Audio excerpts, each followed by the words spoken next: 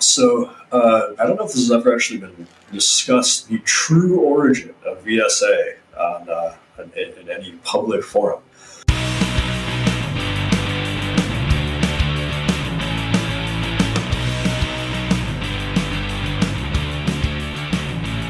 Hello there, and welcome back to The Disconnected, here with Joe Rubin from Vinegar Syndrome and his handler, I guess. Is it Oscar Becher? Something like that? Something in between, Yeah. I used to spell your name, Becher. Well, in high school they used to say Becher. Sorry, you can blank that out. But yeah, I will not. Yeah. Joe, thanks for doing this. As somebody that's been a fan of Vinegar Syndrome for a long time, and the work that primarily you've done to help co-found one of the most important physical media companies out there right now, it's an honor to have you on. Thanks for the invitation. We are, looking at past a decade of Vinegar Syndrome existing. We're long past sharing an origin story, and we've heard from you a couple of times out there. But for anybody that hasn't heard about how Joe Rubin got to be one of the co-owners and co-founders of Vinegar Syndrome, how do you get from, a little video store in Chicago to where you're at now? All right, so the thing that I would most indirectly attribute to everything is there was an eBay auction that a guy named John Koska alerted me to, I think in 2008, and I won it. And then someone contacted me about borrowing print. So the happenstance there being in Chicago, I was introduced to Ryan Emerson, who was working at a lab in Post House, and he ended up doing the grade on that particular project, and then contacted me and subsequently after that and said, do you want to do more? I reached out to people I knew, just offering restoration services for very, very cheap. And it kind of blossomed into that because all the people we were working with eventually said, do you and Ryan want to go into partnership with us in a lab? And then the lab didn't really work. So Ryan came up with the name Vinegar Syndrome because he worked on the website, and basically said to me, you have all these films, literally film materials, and then a lot of filmmakers, why don't we try to start putting movies out and use that as a means of making revenue when the lab was not. But John, the guy who introduced me to who alerted me to this eBay auction that started the whole lab thing, subsequently, this is in the first year of Vinegar Syndrome, alerted me to another eBay auction that ended up being one of the most important film preservation collections that's probably, for genre films, that's probably come into the world in the last 20 years. Not just for us. I mean, there's so many films that have come out of that collection that, like Deathgate, for instance, from the Grindhouse, probably would not have been possible if not for this collection. Wow. Honestly, that kind of segues perfectly into one thing I wanted to ask about that, because when you go from just a small video store to running a lab, there's still a lot more work that still needs to be done, and you suddenly know seemingly everybody in home video. So how do you get to there? People are coming to you now, and you're going to help other people. It seems like everything behind the scenes is very friendly, but that doesn't happen overnight, obviously. Yeah, I mean, again, the video store, of course, was the mechanism by which all of my film connections blossomed. I started managing the video store, working at the video store when I was 16, and kind of immediately found both a social scene and a cultural scene that I was interested in. And that introduced me to people who, I was going to repertory theaters, art houses in Chicago, but the people who managed those theaters were either customers of the store or they knew someone who was involved with the store. So I was then kind of overnight getting into projection booths and starting to have access to do like after-hour screenings and things like that. And again, very circumstantially, I would travel more, and then I started to meet people just randomly. Like I became friends with Brian Quinn on MySpace in like 2004 or 5, and he's one of the original programmers of the Grindhouse nights at the New Beverly since like 2002. I think. And we just struck an immediate bond. And when I started to go to LA in my later teens, he would get me into the Beverly and loan prints that I was acquiring. So yeah, it was at one of these Beverly screenings that I was introduced, I think by Phil Blankenship or maybe Brian, to David Gregory. And the first thing that David said, this is long before Vinegar Syndrome even existed, or the lab existed as a concept. And he's like, oh, I know you're interested in sex films. I know of this collection in Chicago. I'm not interested in it, but maybe you are, and I'll give you the person's information. And that was, David was the first person that I met in this business who I had any kind of ongoing interaction with, and I was just really impressed by both his humility and that he was interested in the same types of films that I was. He had a great knowledge base and didn't seem to be motivated by anything other than cinephilia. And that made me feel excited about working with people that were in the home video world. Again, this is long before Vinegar Syndrome existed. I mean, Stephen Morawitz, similar circumstances. I started to talk to him. I think I cold called him in like 2006 or something, or 7. And then we ended up first meeting at the AVN Awards in 2008. And I would bug him about, why are you putting out DVDs from video sources when you have film? And that eventually blossomed into him being one of the first people to be working with Ryan and myself in our lab venture. So everything kind of stemmed out of that.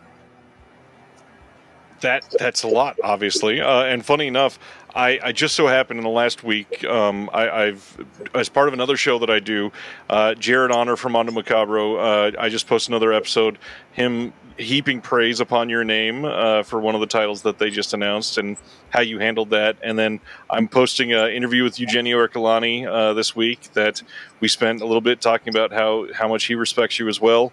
And there are so many names in this industry, but it's also still so small. And there's a handful of people that you can tell are just almost revered by certain people. And it feels like you are definitely on that list and somebody that everybody wants to be friends with.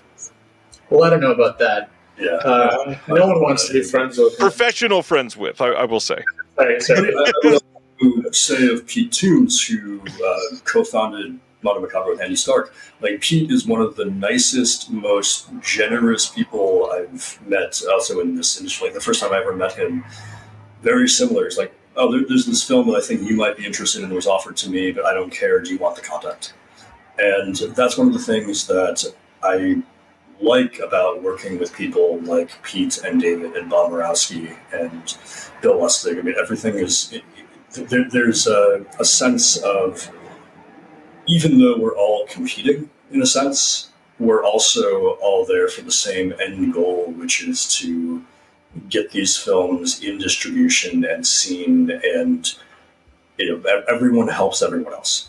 I think there's a lot of people that look at this as a much more competitive industry than that. Does it feel competitive to you for even just for titles, or does it feel like once something is signed, everybody's just a family about it and just stoked that it's getting released? I think it's a combination. I mean, there's always going to be situations where, we, meaning Vinegar Syndrome, are going to be going after the same title as someone else. And in some cases, if it's a company that we're friendlier with, we both sort of have like a conversation, like, okay, who really should get this one? In other situations, it's like, well, we actually really want it, so we don't care. We're going to try and do whatever we can to get it, and vice versa. I mean, there have been titles that, again, like Severn, that we were trying to get for years, and David ended up getting, and but it was, I guess, it's like, what could we have done to have gotten it? But I know, he feels the same about stuff that we've got. So there's ultimately, even if there's like a disappointment that we haven't gotten something, or disappointment on the part of another company that we've gotten something that they wanted, we can all still be friends. Like, there isn't a maliciousness, I guess. Sometimes you may even end up on a couple commentaries for some Lee Frost titles. Yes. It's always nice to see that and have you show up on their podcast that they do, when they're announcing new titles. The thing that I really wanted to touch on now is your history, and you've already mentioned it with some of the sex films. When Melusine was branched out on its own, we've never publicly been able to hear why. Is there any detail we can hear about why and how you feel about it? There's nothing very secretive about that. I mean, and I've tried to do this as often as possible. Vinegar Syndrome was not founded specifically to release sex films, but sex films have always been a part of what we release. So, we're never going to stop putting them out. But we found as we grew and expanded and got a better sense of what the average customer wanted, that it was pretty fractured. There were people who wanted horror and pretty much horror alone. Then there are people who wanted sex films and almost sex films alone. And then there was some intersection. But the issue and the reason that we started Melusine was very simply credit card processing. And this is something that's affected a lot of companies over the years. Right when we first had this is long before we split off, we made Melusine a different brand or website. We were having a major issue with our credit card processor, specifically because of hardcore stuff. At the same time that Lisa from Something Weird had that issue. And, it was very frustrating mutually to feel kind of powerless that a credit card processing company that in theory should be excited to get any kind of revenue that they can get, because they're getting a piece of every single sale we make, would arbitrarily determine that because of some nonsensical moral standards, or more often bank standards, that these sorts of films were unacceptable, but other sorts of films were. Not that they'd seen any of them, but the arbitrariness of that.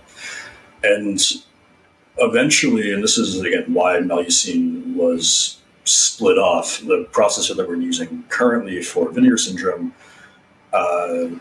we were courted by another processor, and basically they said, we'll give you the best rate possible, but we don't accept hardcore. So the decision had to be made, okay, well, do we lose thousands and thousands of dollars a year by staying with a processor that we can have everything under one roof, or do we split it off? And initially I was very hesitant that the sex films would be turned into an afterthought. And luckily Ryan was like, no, I see this as like a way to increase the output and increase the attention for them, and by making them into something that's not just like another title that's buried in a 7, 8, 9, 10 release month. The Melusine site has its own release schedule, and it follows a similar sort of trajectory of the Vinegar Syndrome site, but they exist as two separate things that hopefully can intermingle more, because we can still put the softcore movies in the Vinegar Syndrome site, so anything that's released from the Distripix brand will be on both. And the goal is to get the Melusine, the Vinegar Syndrome customer base that may not be interested in sex films to maybe pay more attention to them. We have next year, some fairly big titles planned, like in the same range as something like Through the Looking Glass, except probably bigger. So hopefully those will be more crossover oriented. That's a big deal. I mean, I'm for one somebody that is definitely looking forward to these. Through the Looking Glass is one that was written about in my magazine about a year ago, and it's astonishing to see this lavish package coming out for it now. It's incredible. Yeah, that's one that I've been talking with Steven about for obviously as long as I've known him, because that's for me one of the cornerstones of hardcore feature films, period. So we initially scanned it in 2013 in 2K and then never did anything with it. Then I scanned it again in like 2018 and never did anything with that scan, but then we scanned it again, because we got our main scanner upgraded, so we did a new scan of it for the third time to maximize the quality, and finally that's what we used for the release. Incredible. We are looking now at God, we're about to be at 12-year anniversary of Vinegar Syndrome, correct? Yeah, January 2013 was the first release. As somebody that co-founded Vinegar Syndrome, your role over the years for a company that was this tiny lab, essentially, to what it is now, doing major deals with Paramount, has to have changed quite a bit. What are you doing day to day now for Vinegar Syndrome? Luckily, it hasn't changed as much as you may think. So when it started, Ryan and I were on our own. Like, we did a bit of everything together. Like, I would do some scanning, he would do some scanning. I would even do restoration, which I would never touch today. But primarily my role has always been finding the rights to films, bringing films in, literally and figuratively. I mean, the pretty much all of the material in this building, film-wise, came through something that I did. And almost all of the rights and acquisitions, especially in the first decade to 12 years of it. In the last year or two, there have been more people within the company, trying to bring titles or catalogs to our attention. But yeah, I mean, that's still kind of what I do. I've dabbled. Can I also say that when it, like Joe says that he brings a lot of the stuff in, he's actually brought in original negatives on his lap as a carry-on on airplanes. Yes. And will bring them onto the subway and the Metro North up to Bridgeport, and then we'll just plop them on the table as if it's nothing, and then move on to something. He'll literally bring something from California. I think the last, I'm never doing that again. The last thing I did was carrying in one hand the negative, or one shoulder, the negative for Devil Times 5, and then the other shoulder, the negative for Schoolgirls in Chains. And between the two of them was about 90 pounds. Jeez.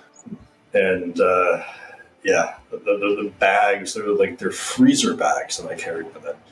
Nothing, they weren't frozen, but that's what the bags were. And yeah, that was a hellish ordeal that I never want to do again. And you taught a child who was sitting next to you what an OCN was. That's actually true. I can't believe you remember that. I was getting off the plane, this 10-year-old kid says to me, "What's that?" And I said, "This is a movie." And so they tried to explain, and while waiting for people to take their bags off of the aisles in front of me, what a film negative was. I don't know if it sunk in, but that was a moment that made me admire you. That was I like that. It was a good memory. Somewhere there's a kid in New Jersey putting together a wish list of film schools to go to now. Devil Times 5. Yeah. There's been a couple times over the years that you have posted on social media and such about literally pulling reels out of a dumpster because somebody said trash day is tomorrow and I just found these. If somebody wants them and you don't get them now, they're gone forever, and you will go rescue them. I've had some people on my show literally argue with the fact that happens. Where are we at in 2024? Because there are so many people that don't understand where film can be located. So, to be fair, I've only pulled film out of a dumpster once, truly out of a dumpster, and that was not even a movie that we have here. What? Isn't the anthology? Yes. Yeah. So, a friend from, actually Brian, who started Out Obsession, the video store that I managed, worked at, whatever, was in town because he does, he's a big Ghanaian poster collector, and he creates the custom ones and all that. And he was in town in New York, and we were all going to have dinner. It was a bunch of Chicago people all gathering in the East Village, and I was just wandering around for a half hour before, and on top of a dumpster, it wasn't in a dumpster, it was on top of a dumpster, was the uncut negative for this late 90s, early 2000s gay romantic comedy that I can't even remember the name of. And it looked dreadful. like as a film. But I figured, well, it's still original neg, so it shouldn't be tossed. So I ran over to Anthology Film Archives. And it was about to rain as well. The forecast was rain, it was drizzle in the air. And I talked to the woman at the ticket counter, and I'm like, can I bring you a negative? And she's like, what are you talking about? Like, there's a negative down the street. It's on top of a dumpster. Can I bring it here? And she was like, I don't know. I have no idea. Okay, ask these people. They'll probably tell you it's okay. I don't know if she did or she didn't, but I just ran back and made like 3 trips. It was 16, but it was still a decent amount. So it was unedited. And left it in the Anthology lobby. And she's like, what am I supposed to do? Like, just give it to this person. I think they kept it. But I think one thing that Joe is also really good at is that gray area where people kind of don't want to hold on to something, but they don't want to throw it away. Right. Because it doesn't really fit their area. And that's something that Joe probably does actually have a lot of interesting stories about things that people are kind of like, would you be interested in this? Or do you know somebody who's interested in this? Like, we just got stuff in last week, which is similar to that. Last week? Kind of stuff. Oh, yeah. Yeah, I mean, yeah, every so often we'll find out about a storage facility that's foreclosing on something and is going to destroy it, or what else was talking about is a lab where their client was told to throw something away, or the client told the lab to throw something away, and luckily instead of throwing it away, they contacted me and said, here's what we've been told to throw away, what should be saved. So that's always nice. And we've tried to kind of establish Vinegar Syndrome as a repository for orphaned films, literally and figuratively. Yeah, that's kind of what I was getting at with this. Is there are so many people that don't get that archives and places like UCLA and AGFA and Vinegar Syndrome are not the only places that film are. People are still discovering film in attics and people's closets that they've kept since their grandfather worked on the film in 1978 or whatever. And here we are, decades later, literally still able to somewhat rescue many of these. Yeah, and it's all, we got some film in today. It's always exciting when there's a new film day. Back to Vinegar Syndrome itself, it has seen exponential growth over the years. What has been the most surprising aspect of that for you?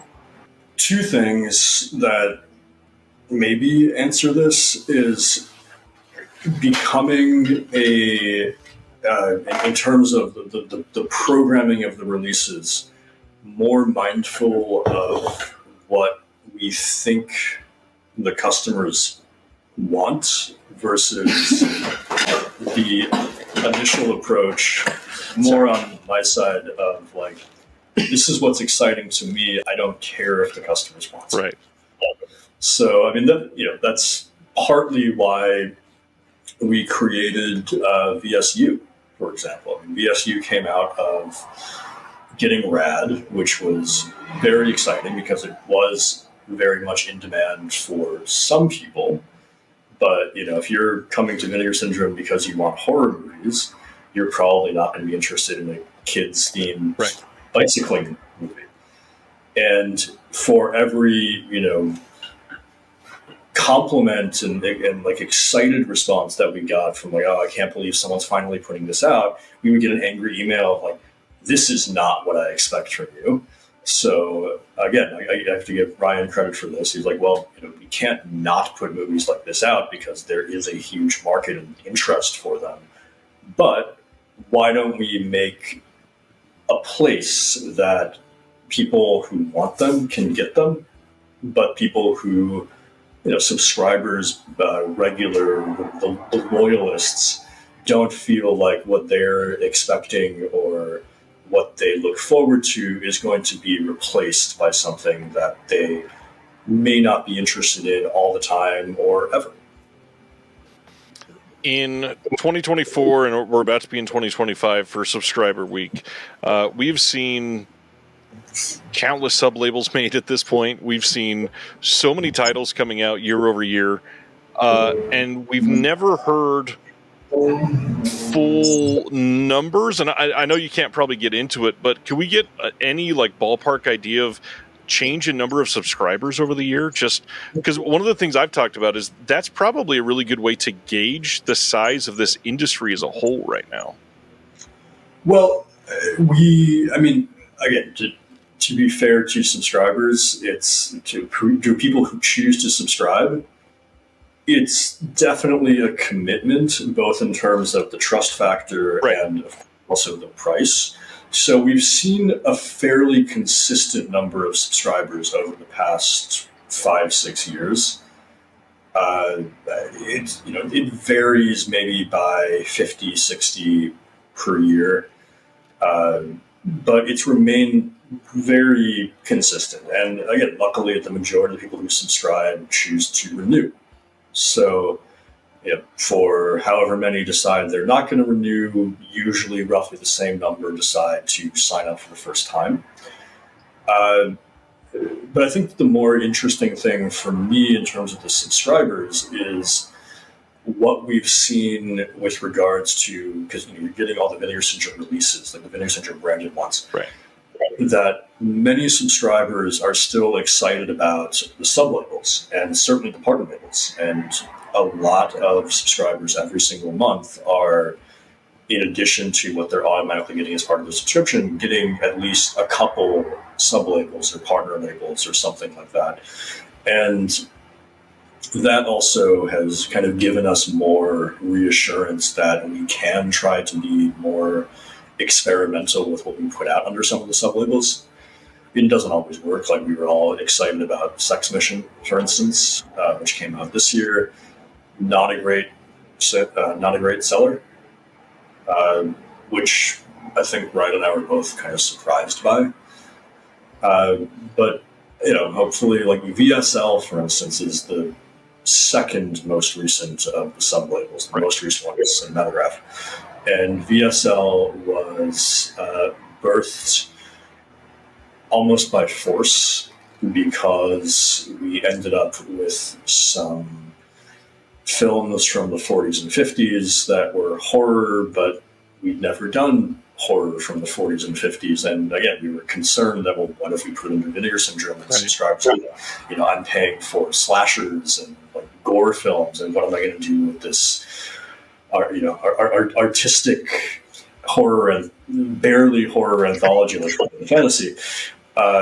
So VSL was initially created as a way to take films that we either had rights to ourselves or acquired as part of licenses or packages that didn't really fit cleanly under the other brandings or sub-brandings, and the black and white 40s and 50s horror movies did decent. They didn't, no one was like blown away by how they did. They did fine. And there was excitement on the part of non-subscribers. There was excitement on the part of some subscribers. So, now we are open to that.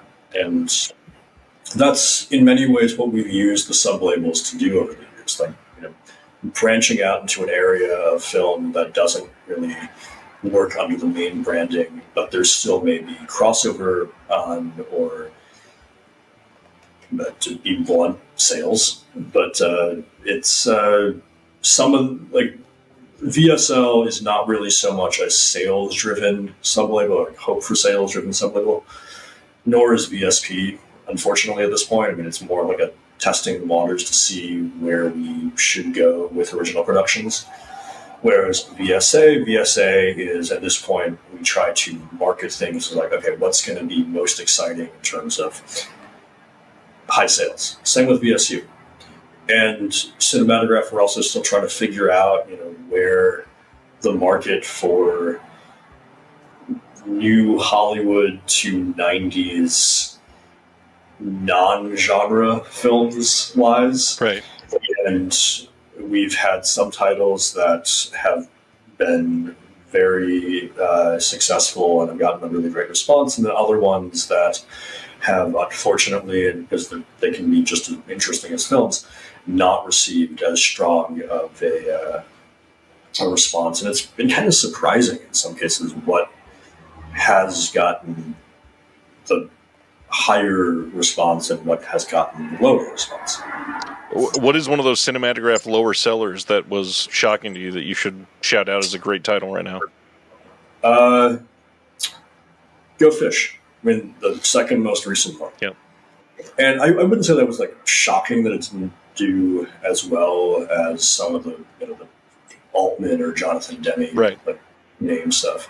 But it's the sort of film that I think makes Cinematograph more exciting than just here's a 4K upgrade of a well-known film by a well-known filmmaker, or even like a less-known film by a well-known filmmaker.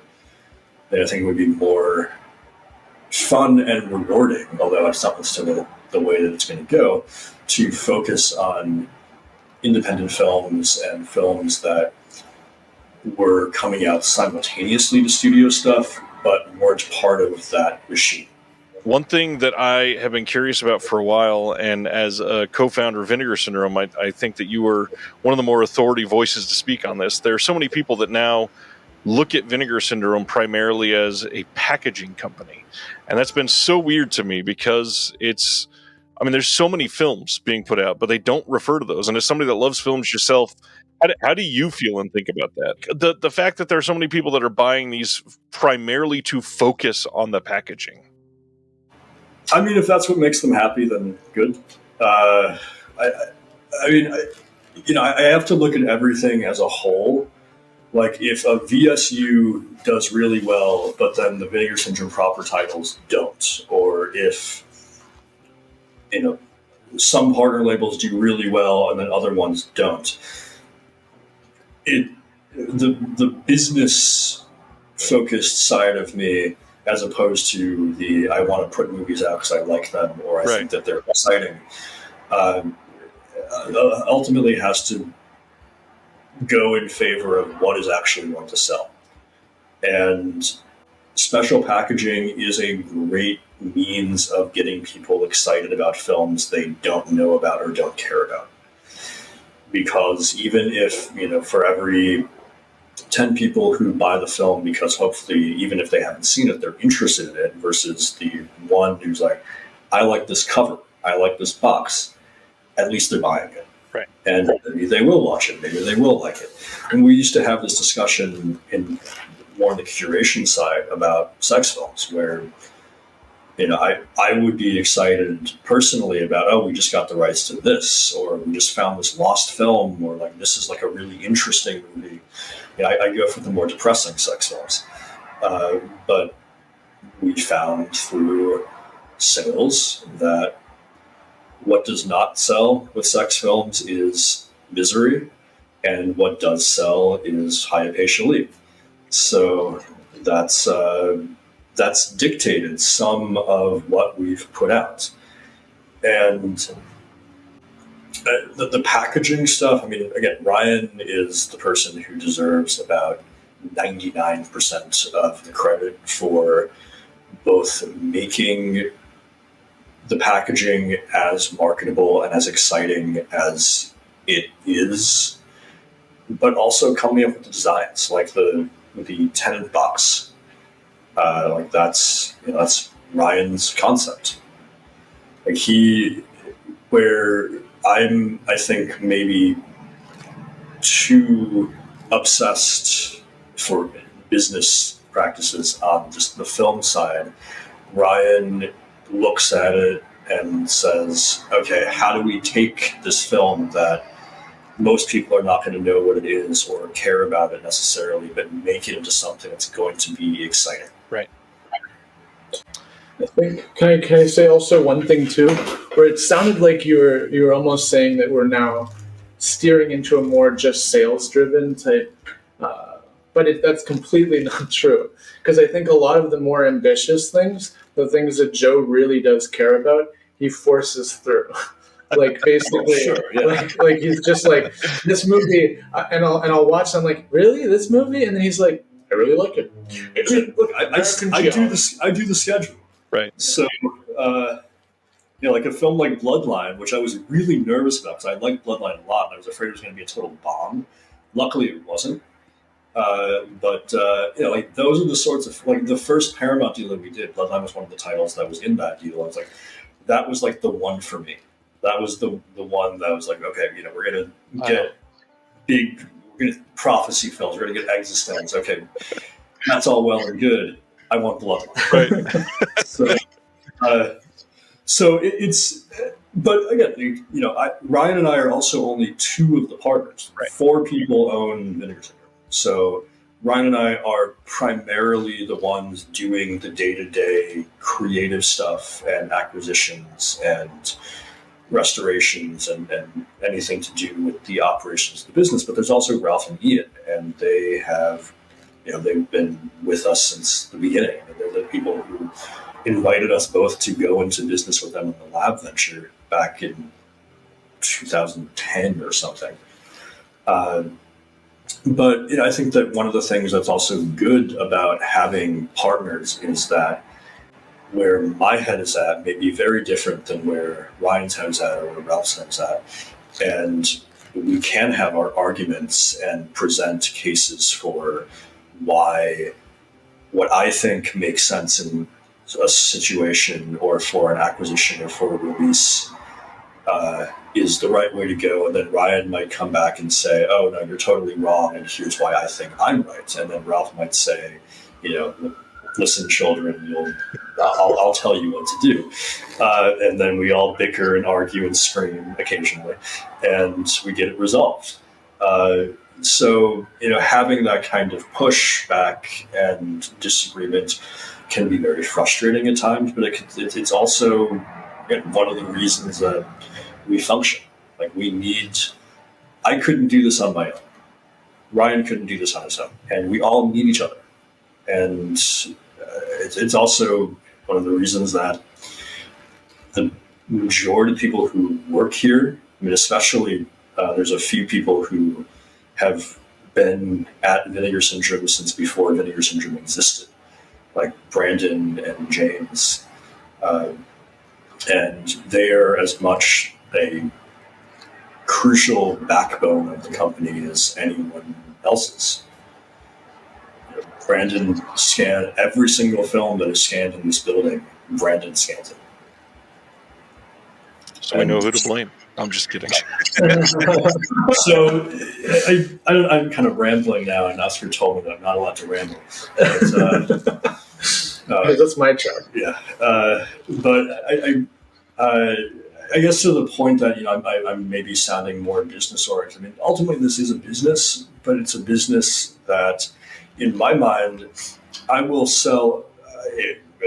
These numbers would be amazing. 100,000 copies of Rad, if it means that money can then be reinvested into putting out 100,000 films like Runaway Nightmare, which is one of my, again, for me, even if no one else cares.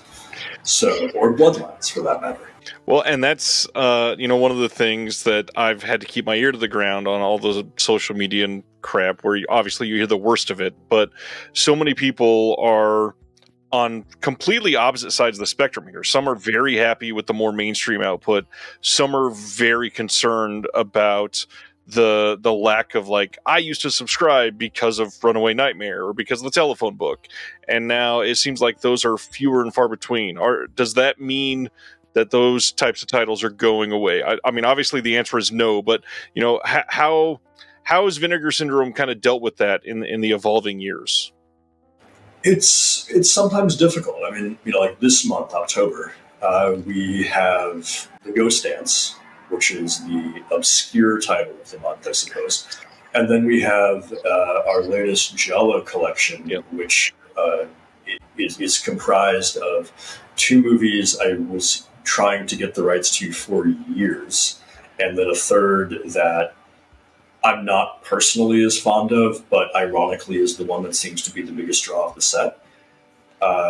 So I don't think that we've really diverged much at all from what we were doing 10, 12 years ago. It's just that because we put out so many more films and we've diversified in so many ways, that it can seem like percentage-wise we're putting out fewer obscurities, fewer lost films, bizarre, how do you even classify this type of movies? But we're not putting out fewer of them. It's just that we're putting out so much at the 2 or 3 releases a month that used to be the entirety of our output 10 years ago is still the 2 or 3 weird releases or obscure films or lost films or like bizarre sex films that we used to put out 10 years ago. It's just that now we have a multitude of different sublabels. So maybe those films don't seem as prominent, but they're not going away and they're never going to go away. It's really easy to look at what you're doing right now and say it's the best, but I would love to hear, do you have, looking back on the 12-year history, a favorite slate that you put together? Like a month for Vinegar Syndrome releases that you go, damn, I'm so glad that we put these out together. Individual month, no, I couldn't even tell you what came out in it. I mean, I remember the first release, obviously, but I think a few more from that year. I mean, our first year, I think, was kind of a great year for my taste. Yeah. But then we also put stuff out in the first year that I don't like. So it's not like, the early years are like, this is all what I wanted or Ryan wanted or any specific person was like excited about every single film. We were still from the beginning putting out movies because a filmmaker approached us or we had an existing relationship or, someone who we knew or worked with just said, hey, are you interested in putting these movies out? And we said yes, because in the early years, we couldn't have gone to Paramount and said, okay, we want to do like a 30-film deal, or MGM or any other major studios. That we were working much more piecemeal with who was willing to work with us. But first year, I mean, Massage Parlor Murders, very still proud of that one to this day. Telephone Book, obviously. Labor of Love, Good Luck, Miss Wyckoff. I mean, those films are still movies that I can look back on very, very fondly. And like, these are films that are emblematic of the label to me. I hear from many people that the month that was, I think it was Putney Swope, The Passing, Taking Tiger Mountain, and one more is like their all-time favorite Vinegar Syndrome month. So that's why I think about that. Yeah. So here's I'll just give you and I think this is maybe a good illustration of both the haphazardness of curation and also the circumstantialness of it. So The Passing is a movie that I watched at the video store back in Chicago that I was just always really curious about, and I was having a chat with, I want to say, Brett Berg from AGFA, and we both determined that The Passing was just one of those wonderfully unclassifiable, like, who made this thing and why? Right. And I just decided to look up the director, and lo and behold, found his information very, very easily. Called him, said, "Are you the guy who made The Passing?" And he's like, "Yeah, I made The Passing." I'm like, "Okay, can we put it out?" And he's like, "Okay, sure." No one else has ever asked me to. Proceeded to, because he had all of his materials stored, I guess, in an enclosed porch, and started to just bring over random reels. And I think he found the materials over the course of about 4 months because he had all these stacks of it. I mean, I've never, so random tangent again on The Passing. John Huckard, who made that film, he's credited with having directed 2 other features. One of them is called Hard, and then another one is called Strangers in Love, which is a shot video movie. But back when he was a teenager in Baltimore, like contemporary of John Waters, he was making all of these completely demented sounding films with his high school friends. Nice. Like he said he made several feature films in Super 8. He made all these short films, put some of the short films on the disc. And like some of the films that he made with his high school friends, like they just sound insane. Like a psychedelic Adam and Eve movie And the way he would just, because we've seen the passing, obviously, that, like this guy just describing the passing in the most nonchalant way, like talking about his Adam and Eve movie and all of these other just bizarre films that he made, in just like, yeah, it was just me and my friends, and we would go out and we would, make something, and then we'd screen it for all of our other friends, and then make another one. It was just like, I'd love to see some of his crazy childhood films at some point. But like that film occurred because I called him on a whim. And then Taking Tiger Mountain, there was a college student who became obsessed with Taking Tiger Mountain and contacted Ryan and said, I rescued all of the material for this film. I'm friends with the director. He's looking for someone to do something with it. And then Ryan kind of became obsessed with it and fell in love with it. So, and then Putney Swope, a sales agent we work with, just happened to have it in his catalog. I love it. Just random happenstances. That sort of thing is always such cool stories. I think the other movie that month might have been Night Owl. Yes, it was. Yes, it was. So that guy actually contacted us and said, "Can you release my movie?" So I mean that is a great example of a month where you have both Ryan and myself becoming obsessed with a specific film and then making it a passion project. A film coming to us randomly because we happen to know the owner, and then the filmmaker contacting us and asking us to release it. How convenient. Oh, man. Well, it is October, like you referred to, but we've got a Black Friday slate to cover. And when this is going up, everything will be public for everybody else. I think it's probably time, if everybody's ready, to start mentioning some of these titles and maybe hear some stories behind them. The Flash pre-order weekend will have come and gone. It's currently now a week and a half away. You missed your chance. Yes, retroactively, I remember that the pricing is cheaper during the Flash pre-order as opposed to during the sale itself. I'm paraphrasing my newsletter copy here. Totally random. Yeah, Joe also writes all of that. That's important. I write the majority of the disc copy, and I write pretty much all of the newsletter copy. So I probably write somewhere in the vein of 100,000 plus words a year. It's extremely stressful when I do them in batches, and I do a word find to see have I used the same adjective in how many of the box copies have I already used the adjective in, and then I have to go into a thesaurus, like, okay, what is a word that is similar to this word? And unseen masterpiece. Yeah. I don't do I do overuse masterpiece, and I know that everyone loves to complain about how much I describe things as slashers or slasher adjacent. That's my new one. Proto slasher. Proto slasher. But a lot of those I do stand by. Like, I'm not just saying it because it's a buzzword. Like, I'm very, very particular on what I consider a slasher and what I consider a giallo. So, and I also get very upset when things that I do not consider a slasher or a giallo are cataloged as those things. So that includes the admittedly terrible genre.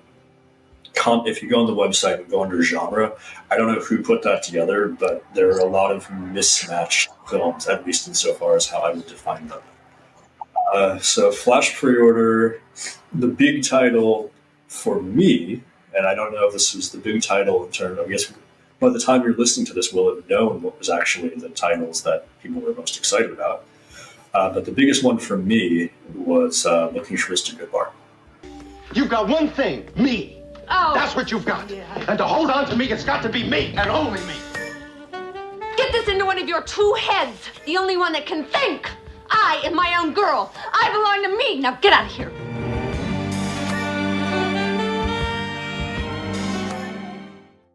And that was, yes. All right. That was a multi-year process, and again, I cannot speak highly enough of the person we work with at Paramount, who, above all, I mean, we're lucky to work with very nice and motivated and genuinely interested people at both MGM and Paramount, but there's one person at Paramount who has really been not just an advocate for us, but an advocate for getting interesting and forgotten or problem titles in their catalog cleared and made available for release. And he is the person who advocated for Goodbar. It took a long time to get it able to be legally released. But it's like, that's something that's, again, very exciting for me, in part because it's semi-set in Chicago, even though it's mostly shot in LA on stages. But still, like, from when I first watched it as a teenager, it's like seeing Rush Street Right. in the Gold Coast was really exciting for me. And there's a club, at that point, strip club that's briefly photographed in it that was a porn theater earlier that I was obsessed with as a kid because of their ads. So that was a very exciting film for me to finally be able to get. But the film, the regular Vinegar Syndrome title that we announced it with was, or I guess is going to be, but was, when you're listening to this, it's very confusing, Blood Tracks. Why are you doing this to us?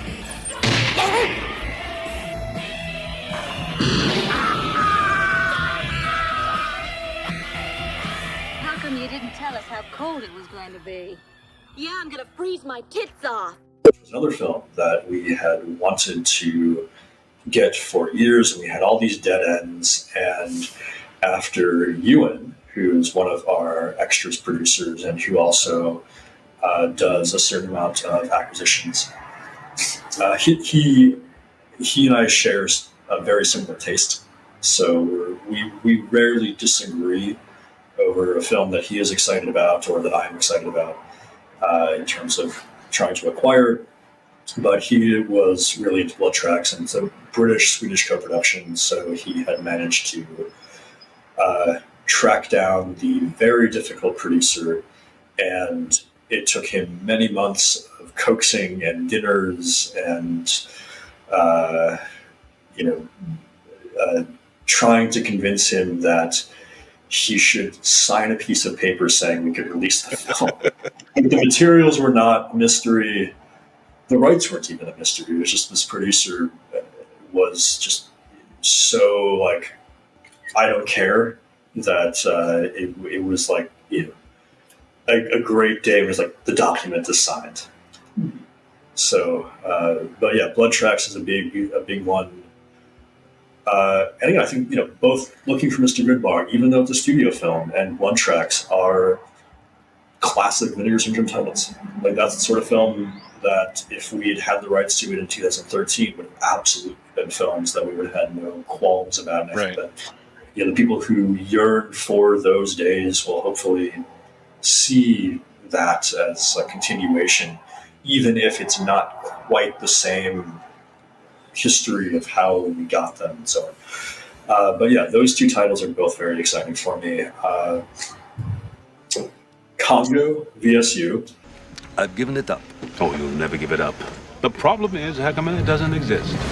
Gorillas are very smart, but they're not aggressive. These things are very aggressive.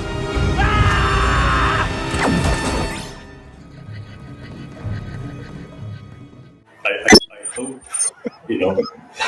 looking in the future to now what would have happened a month earlier, that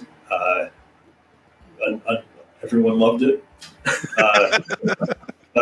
Again, Claudia, who produced the extras for that, she is wonderful and has been handling a lot of our big studio titles that are more kind of mainstream adjacent. Right. She put together some great stuff, and I think that it really enhances the release. And again, it's VSU release, so the packaging is cardboard upon cardboard upon cardboard. Bob Morawski joked to me that maybe 2-3 years ago that we're all in the cardboard industry now, and it's true. But look, if it works, it works. So yeah, Congo. God, what else is there? Black-Eyed Susan. Oh yes, Black-Eyed Susan. State-of-the-art sex dolls are not only socially acceptable nowadays, but also highly priced luxury items. All right, not the conversation I was expecting. Can't find the words, little man? Susan has made me aware of some things that I found surprising. I'm not quite sure what you're talking about. The ultimate goal of this project. She only has eyes for you now, Derek. Please continue to hit me if it satisfies you. Our latest in-release VSP, directed by Scooter McCrae, whose 2 earlier features are both available through partner labels. This was his first time shooting on film, and it was a script that, out of all the scripts that we received, Riot actually was the one who was very enthusiastic about Black-Eyed Susan. I mean, we all liked the script, and we all like Scooter. He's great to work with. He zero ego, zero pretension, just wanted to make a film, and had a vision, knew how to execute his vision. And it's, if anyone listening to this has seen Scooter's other work, it's nowhere near as crazy as his earlier work is in terms of outrageous acts on screen, but I think that it's very true to his sensibilities and the subject matter that interests him. It's about confronting uncomfortable aspects of sex in ways that maybe will be upsetting to some people, but hopefully also make them acknowledge the reality of the world. And I think it's also really beautifully done. Like it's primarily a chamber piece, but visually it's very carefully photographed and very carefully lit. The editing is, it feels slick in that regard, but it also feels transgressive in the way that I think someone watching his work who knows his work is going to enjoy it. We also just saw it premiere at Fantasia. Yes, and first time. Yeah, which is really cool. And we saw it in a room full of people. And right beforehand, Scooter was like hyping everybody up, and he was like, all we have to do is we have to get them through the first 10 minutes. If they can get through the first 10 minutes of this movie, they'll like have a good experience. And that's true. Everybody at the end of it, I think, had everyone was talking after it, because I think it's a very thought-provoking movie, and very, very, very nothing else is like it. So, yeah. What else is there? Cannibal.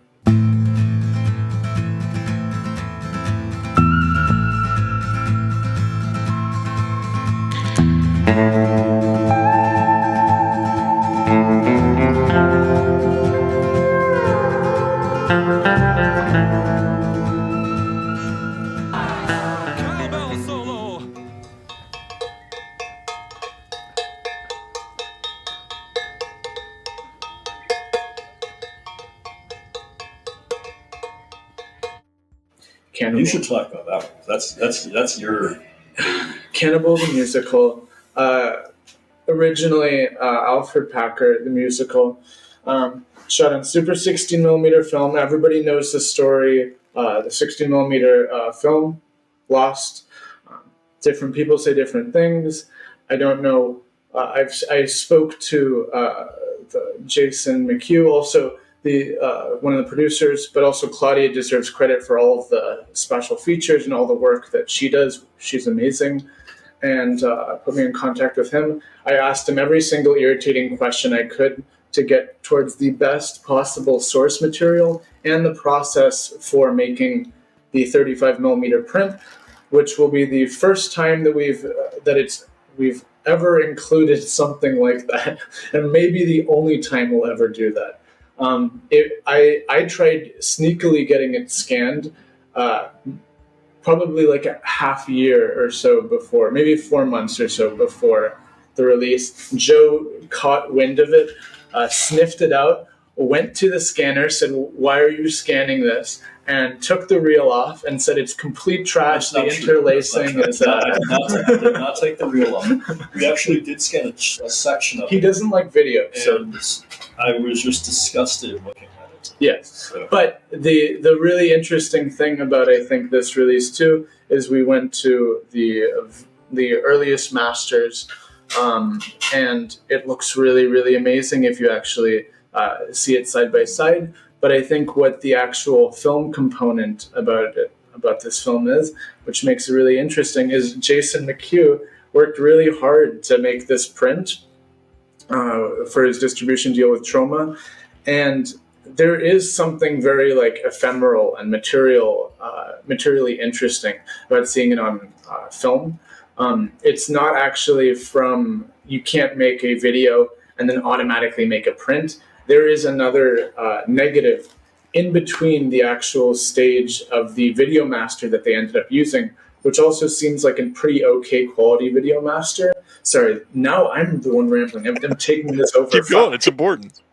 But they made like an actual video out negative, and then they made a print, and then you have to check if you're interested in that movie. I wish we were selling it, but his book Spadoinkle is really informative and awesome, and he's just a really lovely person. He just wrote me today, and so you're going to get to actually see the print, and that was finally scanned, and you'll see not just one, two generations of film grain, which are kind of overlaid on it. And normally we're trying to like not hide the grain, but we're trying. Exactly. But we don't like hide the grain or anything like that. But when you're going to the original negative, you're removing different layers of intermediate grain. But in this case, I think what's interesting about the print is you're seeing something that everyone's already seen as that waxy or interlaced video, and you're kind of getting to see it a little bit more filmic. Whether or not you think that's worthwhile to do or makes it a better release, that's for people to decide in the end.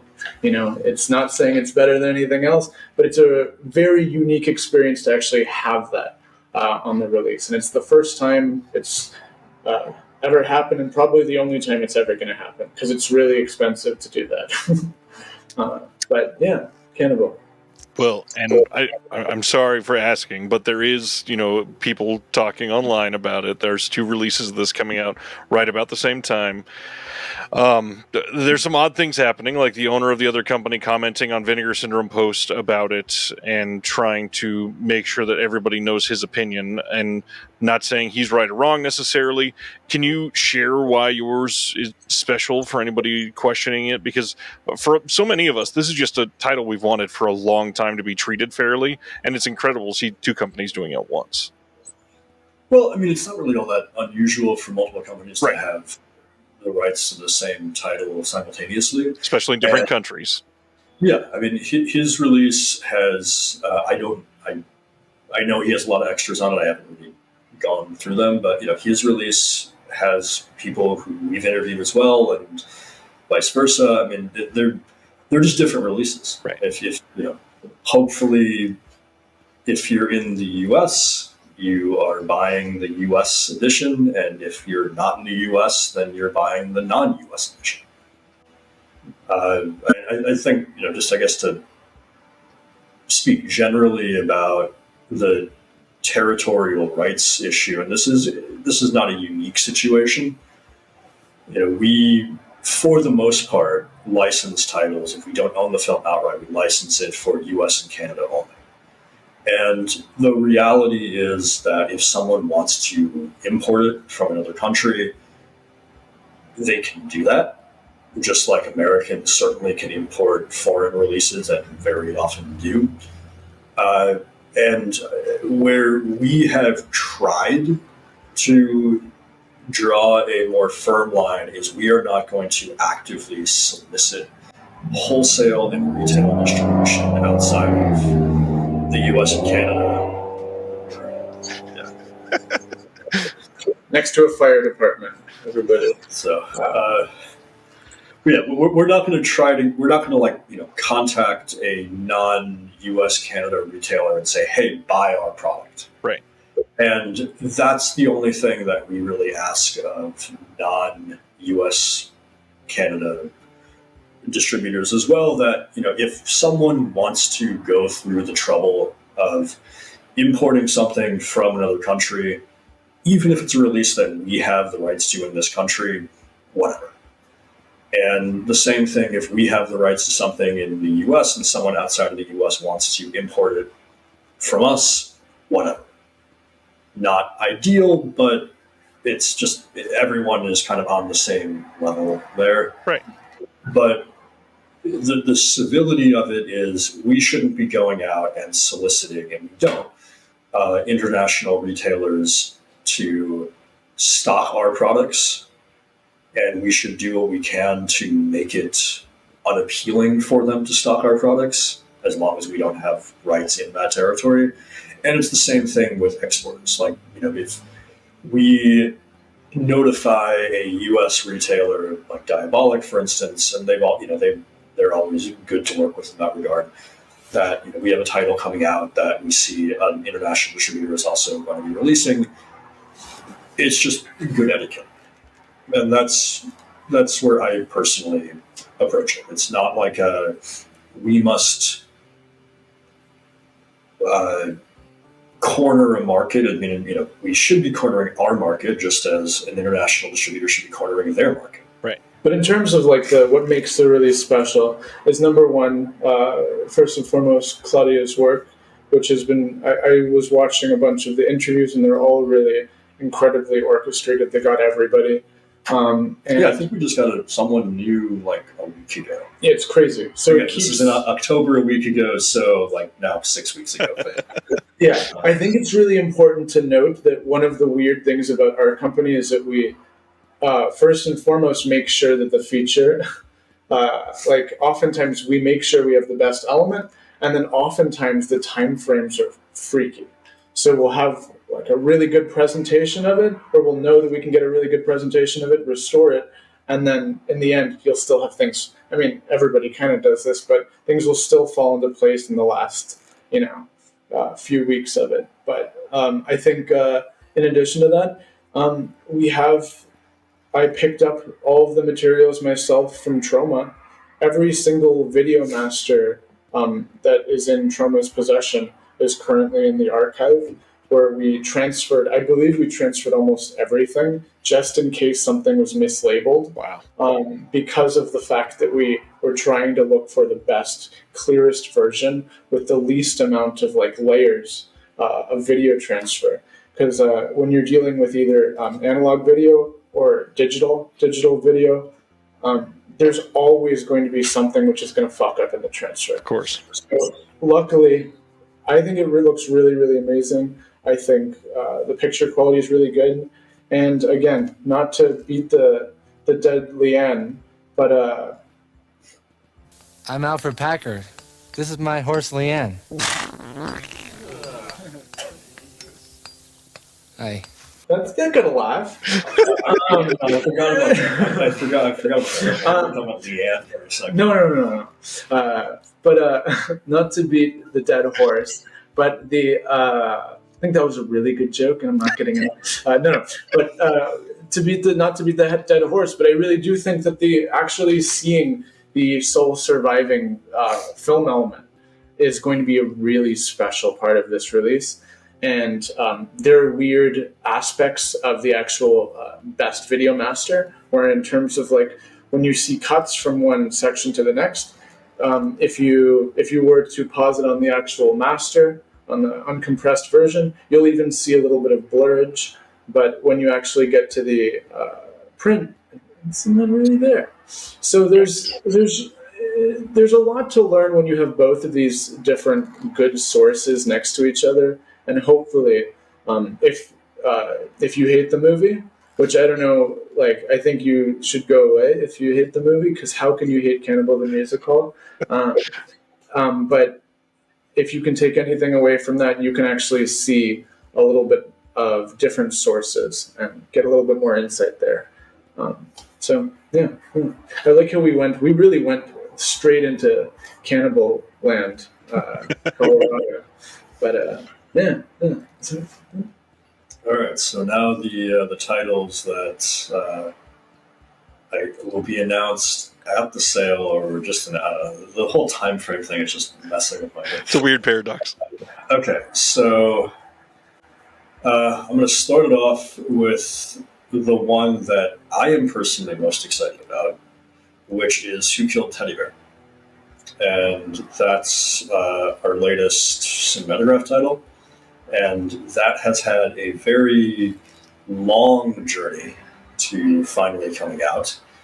And it actually started through a friend of mine from high school, not high school friends, but a friend who I met while I was in high school. Didn't go to high school together. Who I've kept in touch with over the years, who is also involved in film, and again, a lot of people we work with are like people who are obsessed with specific projects. Like, for instance, there's a couple of researchers that we work with who have over the years brought projects to us because like they become obsessed with it, and they're like, "Here, look at this," and then if we like it, then we'll, okay, here's the filmmaker's contact information. So this guy I've known since high school figured out who owned the rights to Who Killed Teddy Bear, which was always sort of shrouded in mystery because it had a really weird distribution history, and connected me to this person. And we had, independently of that, known where the negative was, which is also an ongoing thing of like finding material without rights or rights without material. So it took a very, very long time to get this material. And then after we got it, it was like sort of bounced around of like, how are we going to produce the release? And this was, the material finally showed up around the time that Cinematograph as a concept was germinating. So we were all talking about like, okay, how is this going to be defined? Like, what are the types of films that are going to make sense on it? What doesn't make sense on it? And initially, we didn't know what we were going to do with Teddy Bears. Like, and it just kind of occurred to me, like, this is like a nice bridge of genre film and studio adjacent film. And this to me is like what I, only speaking for myself, want Cinematograph to be. And or what to grow into. And so we made it a Cinematograph title, and it was like the art for it was done before Cinematograph existed, and then it was really purposed into the Cinematograph template because again, the Cinematograph template is a different template than the other ones. So it was like this like really long-term back burner project that I think we were all very excited about. I mean, not the least of which being that we were able to reconstruct from the original negative, which was sadly recut, as well as a fine grain, the director's cut. That's exciting because there's a really, really shitty looking bootleg VHS that's like a release print transfer of the director's cut, but none of the editions that had come out looking even halfway decent were taken from a complete source element. And it's not just that things were cut out, things were changed. Like the opening titles, if anyone has seen the film, has probably seen the later version, which you can tell it's a sex scene. It's actually very similar to the opening titles to Torso, where it's a blurred sex scene being shot in disorienting close-up where you can tell what's going on, but you can't tell who's doing it. Right. And this is more or less what the reissue or the later version, it wasn't a reissue, it was like shortly after the film came out, it was recut. They did the opening titles to make it less graphic. And keep in mind, this is a film from 1965, so anything even remotely sexual would have been deemed too graphic for a lot of distribution. And the original version of the opening title is, again, there's no nudity in it, but you can tell very clearly that it is a sex scene. So we've restored the original opening titles. We've extended a bunch of scenes. There's the sequence where Salmini is walking around 42nd Street and kind of wandering into theaters and bookstores. There was nudity in that. Like, he's looking at nudist magazines, and there's nude women on photos and things like that, all cut out. There's a fairly pivotal extension to a scene in the third act that adds a really satisfying layer of additional perversity to it that was unseen for years. I mean, it's really exciting to be able to have Neutral Teddy Bear coming out, not just in 4K, but in the way that Joseph Cates wanted the film to be seen. I mean, a lot of the background for that sounds similar to what was going on with Goodbar. We kind of just glossed over it, but what can you share any of the background of what held Goodbar up for so long? Music. It's simple as that. So, luckily, the pivotal soundtrack, which is, of course, all the disco, was able to be cleared. There was one incidental track that plays in the background of a party scene that was not able to be cleared, so Paramount provided us with an alternate track to use, but what makes that film's soundtrack iconic is all there. All the disco, every single Motown track, I mean, all of that is 100% intact and sounds excellent.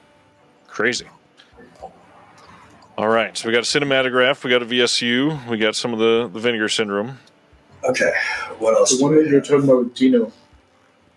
Oh, yeah, neither the sea nor the sand, or sand nor sea. One of those. And despite my not remembering what order sea or sand goes in the title, it's a really good film. Like, that's again a film that we had for years that we were sort of looking for, like, how are we going to put this out, because it's a tough sell. Right. It's ostensibly as Dino put it, a gothic romance shot in Jersey, in England, and Dino does the subtitles now. Yes. So the best reference point for it is Death Dream, the Bob Clark film. But it's based on a novel that was written earlier, and this film was also made earlier. So essentially it's about a spinster who meets a sort of mysterious younger man, and they fall in love and they go off for what amounts to a honeymoon. And then he drops dead suddenly.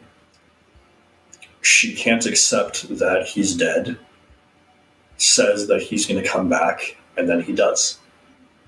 And it goes...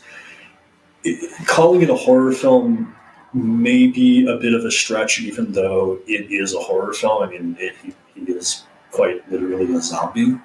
Yeah, it is a horror film because it is a zombie film, and it does inevitably go the zombie direction. But what makes it, I think, really special is that it treats the zombie element not so much as like a shock factor or an overt horror factor. It's like, think about the logic of grief that manifests a zombie, which is, again, similar to what I think Clark was doing in Dead of Night, but there isn't the revenge factor. It's much more about everyone very explicitly saying, no, this guy's dead. His body is rotting here. Yeah. And his widow not being able to accept that he's dead.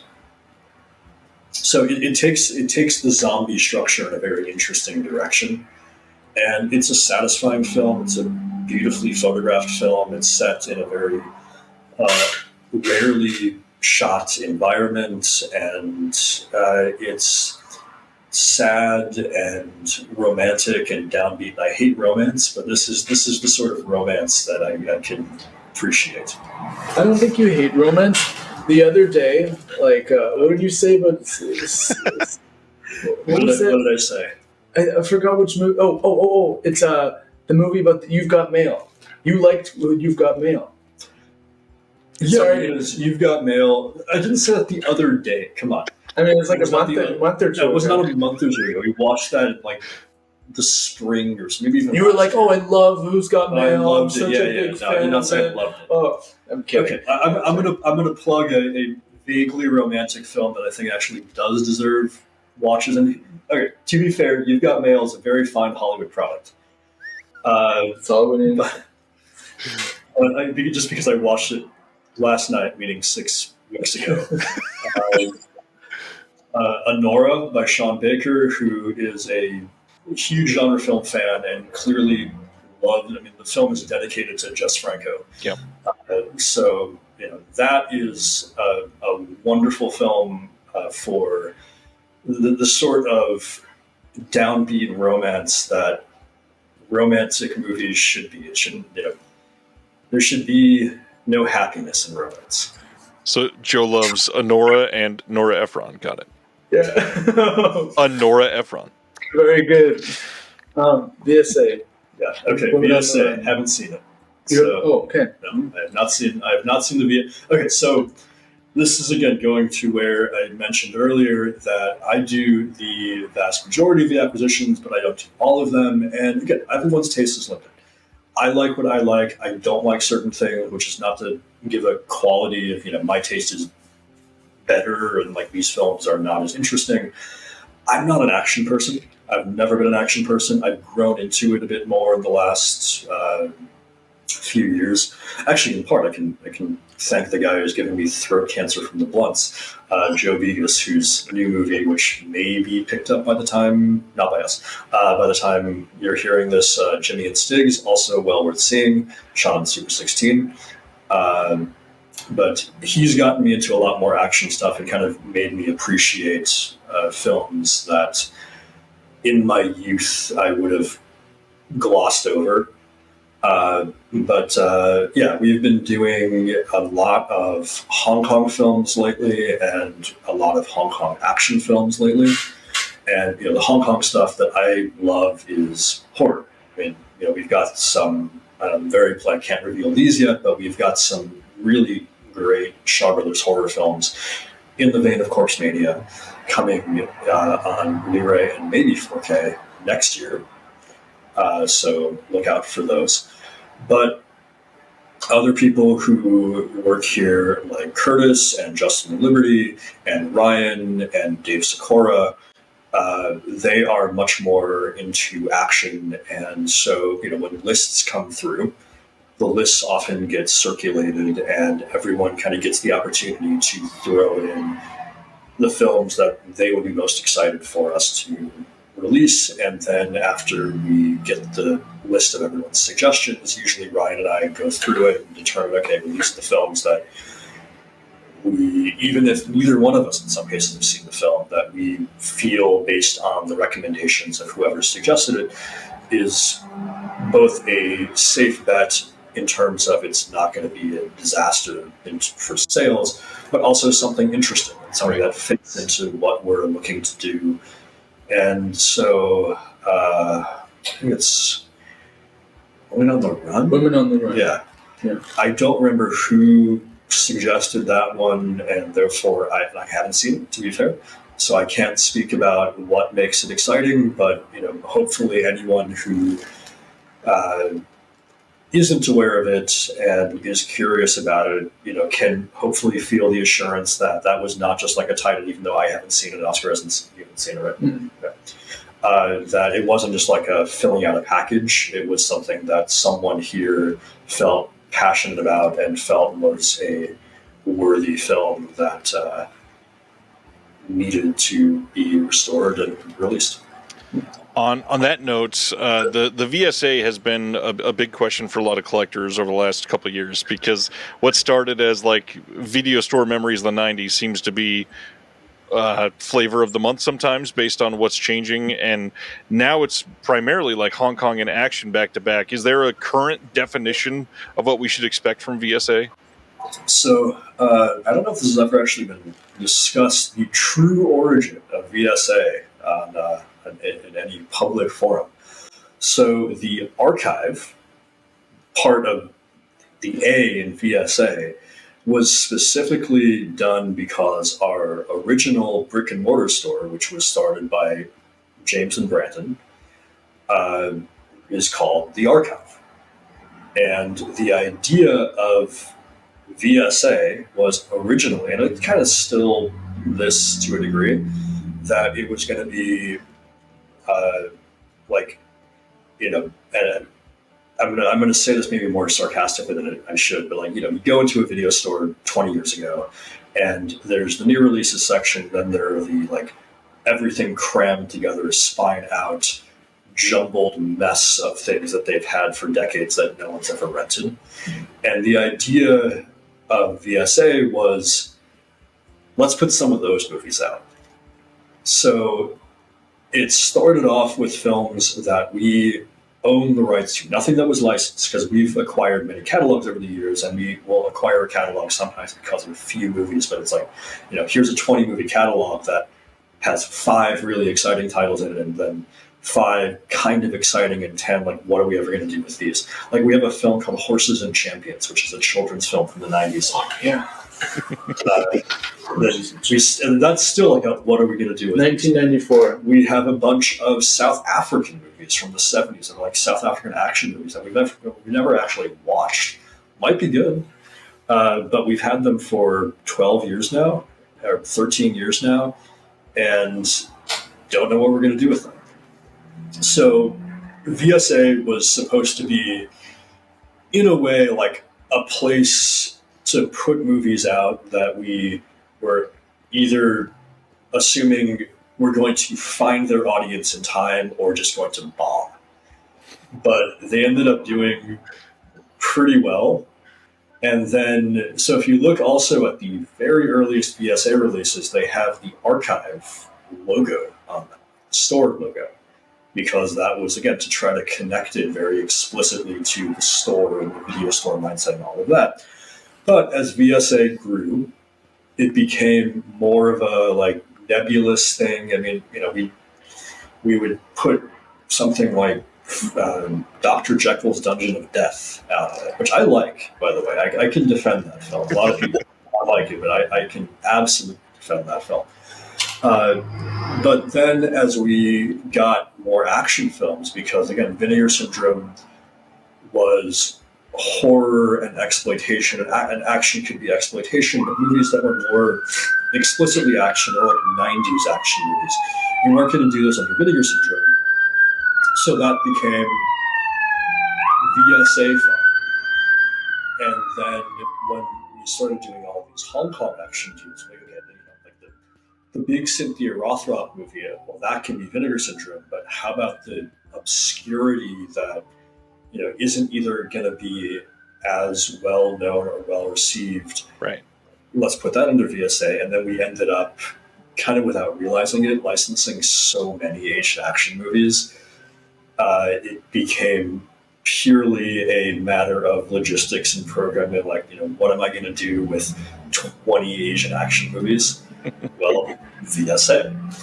And but again, I think that it's also made the brand more defined, because now people, I think, expect action movies, whether they're Hong Kong action, Asian action, or otherwise.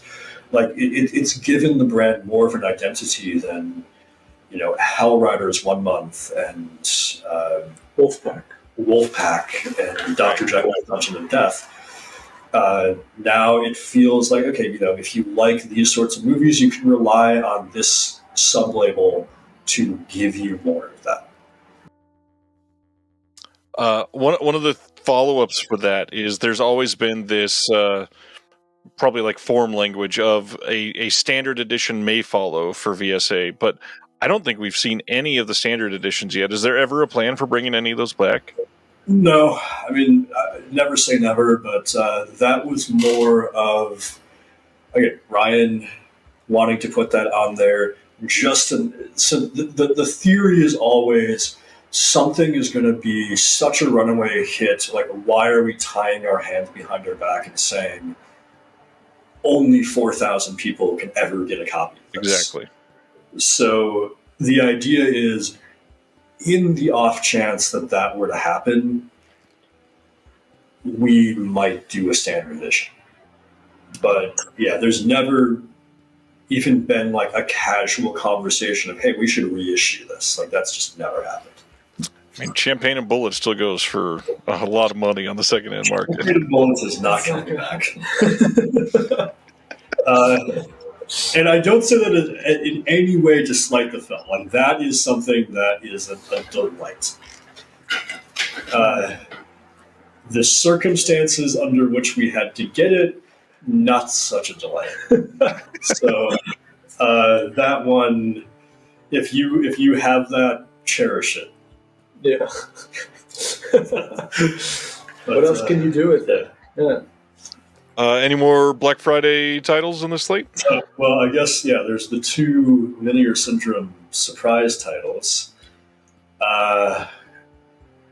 One of which I guess you'll know if you hear this. I hope The Keep comes out. I don't know yet. Unfortunately, the circumstances that set the internet ablaze with news about it resulted in a major problem for getting the release cleared.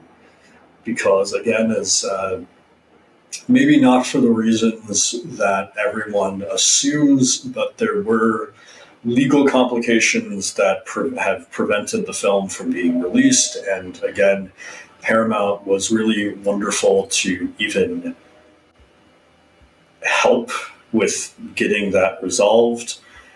But yeah, I guess you'll find out if it's The Keep. I don't know if it's The Keep. So maybe it'll be The Keep. I think before going into the last one, I think I know it.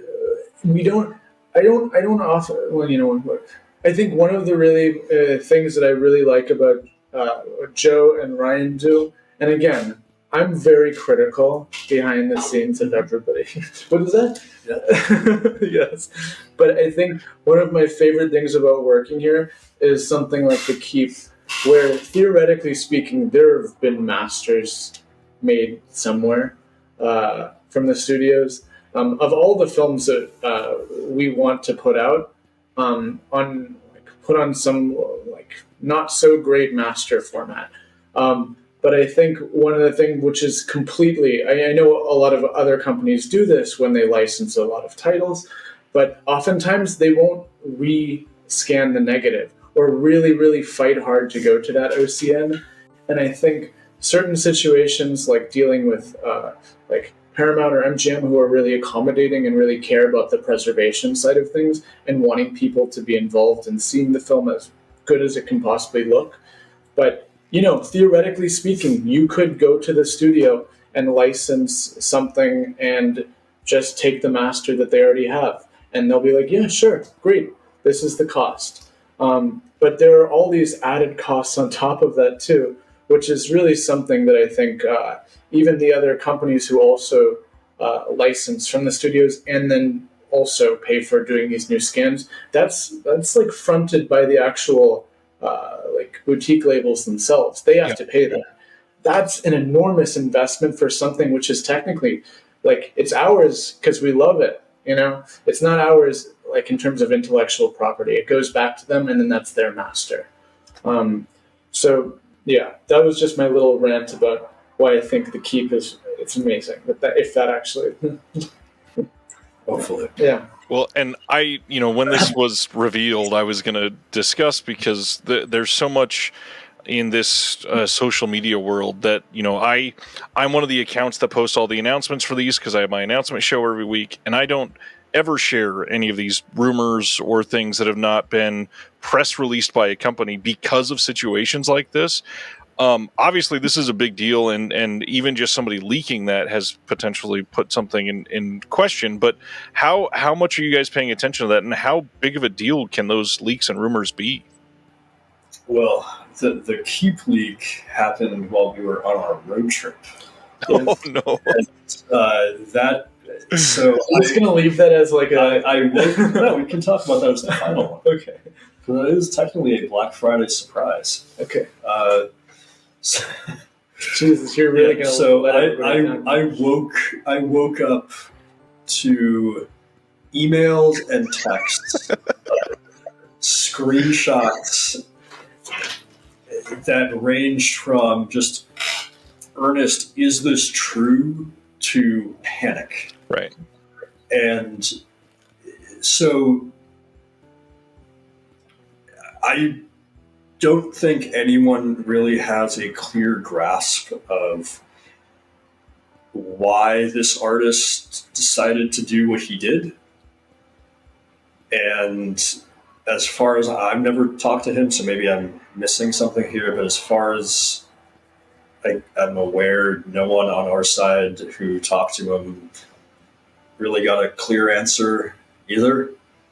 But yeah, it just sort of goes to show that you can never accurately predict. I mean, that's why there's such a degree of paranoia about the surprise titles. Right. And just like a lot of things that we do, because yeah, as this goes to one of your initial questions about like getting along with everyone, like as much as we do pretty much all get along and work together, there is always going to be some competition. Like, I hope that when I contact a filmmaker or a studio even and ask for requests, that no other company has made those same requests first. And if for nothing else, then it becomes a pointless bidding war between us. Like, it's much easier to just be the first one in and say, hey, I want to put this out. And the owner says, okay, here you go. Versus I'm the first one in or I'm the second one in. And then it makes it worse for whoever ends up getting it, because then the owner realizes, oh, I have two companies who want this thing. And then, yeah, like the whole legal situation with the Keep is very unusual. Usually if movies have legal reasons why they can't be released, those legal reasons are either like a very clear path to fix it, and then it becomes like, do you want to spend the money to fix it? Versus the legal issues are so bad that even if money were no object, they still can't be fixed. Right. So the Keep was a unique situation. So when this happened and it was essentially put in jeopardy, it was really just defeating to feel kind of powerless. Like, it's not like we could just throw some money at it and it goes away, or, oh, well, it was going to be a surprise title, now let's announce it and problem solve. Like, it was more complicated, and it also unfortunately put Paramount in a more complicated situation. Damn. So, but yeah, I don't know, that's digression. How do we even get onto this? Last one. What's the last one? The last one's Sliver, which another one, again, Paramount title, and they were delighted to provide all the material that they had for the unrated version, and so we were able to restore the unrated version and the R-rated version, and they even sent us what they thought might be additional scenes from the TV version, but they turned out to not be. So, all the same, it's a very nice package.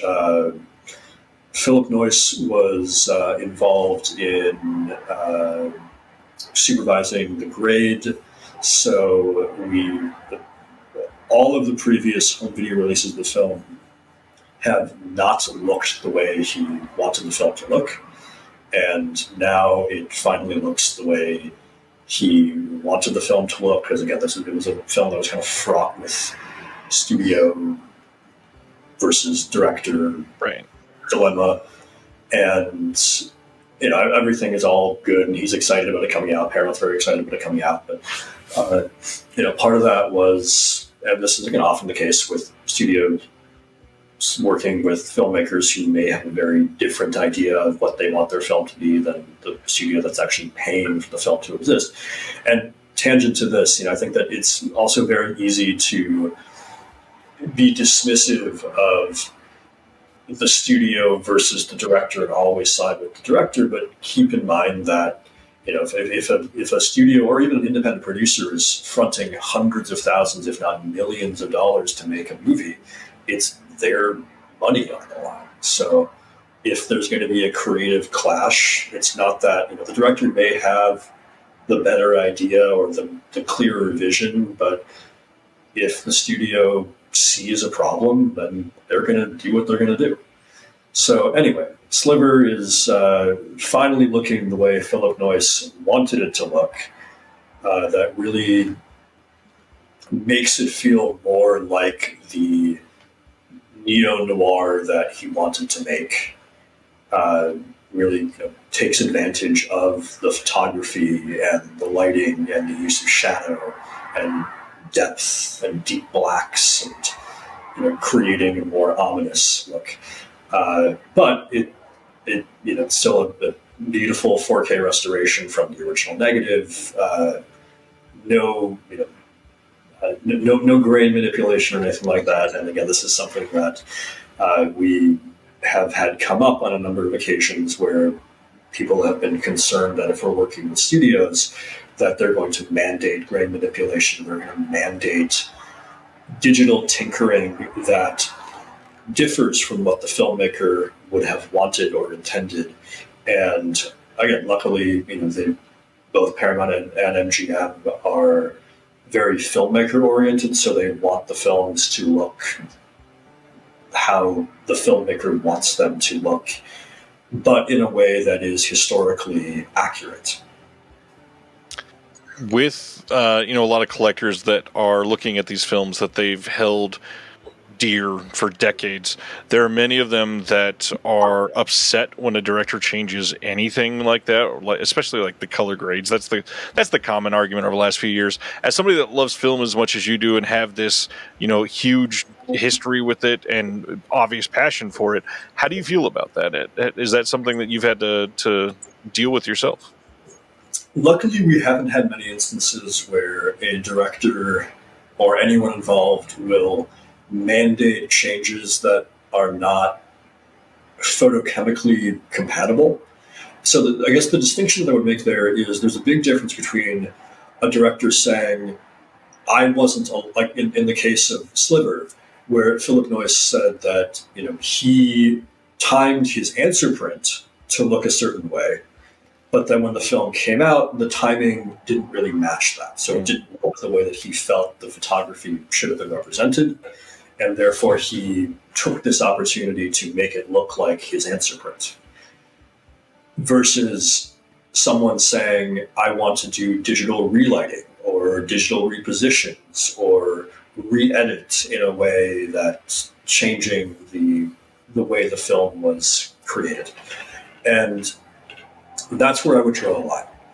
If it's possible to do the work on film, like if you wanted to make a new print or a new interpositive and the filmmaker said, this is how I want the color in this scene to look, and it can be done, then I don't necessarily have a problem with it unless it differs so radically that, someone watching the theatrical version versus the new version would feel like they're watching a different movie. Right.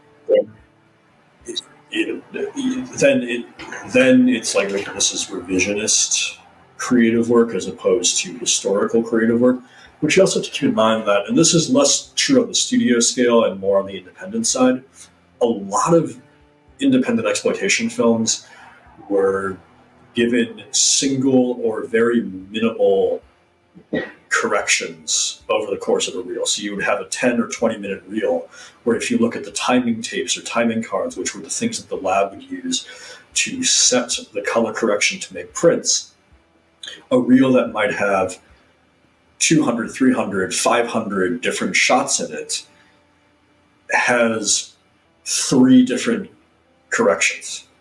And obviously, that's not going to be accurate to what the photography was. So if you look at something on a purely historical basis and say, I want it to look exactly like the release prints did, well, you're going to get a lot of things that look really bad. Not even like not subjectively bad, but objectively bad. Right. It doesn't matter how little you may know about historically accurate film color correction processes. Like, it's just going to look bad. Like, cutting from this angle to another angle in the same space, looking totally different exposures, different color temperatures, because they were done so cheaply and so quickly that there wasn't attention paid to making them look correct. So in the case of something like that, absolutely, we want it to look either the way the filmmaker says this is how it should look, or this is how I wanted it to look, but I wasn't able to. And in some cases, if the filmmaker isn't alive or isn't interested in being involved or just simply doesn't remember, trying to present the film in a way that reflects the integrity of the photography, not trying to make the photography look bad, but also is mindful of the photochemical processes that would have been available at the time the film was made. Yeah, there's been quite a few of these instances where it's simply just, imagine if I had access to these resources when I was making this movie, how much better things would be. And that's, I don't want to see them go in and change everything that people have been seeing for decades necessarily, but some of these like minor color grade changes, everybody gets in such an uproar, and it's like, it's barely affected.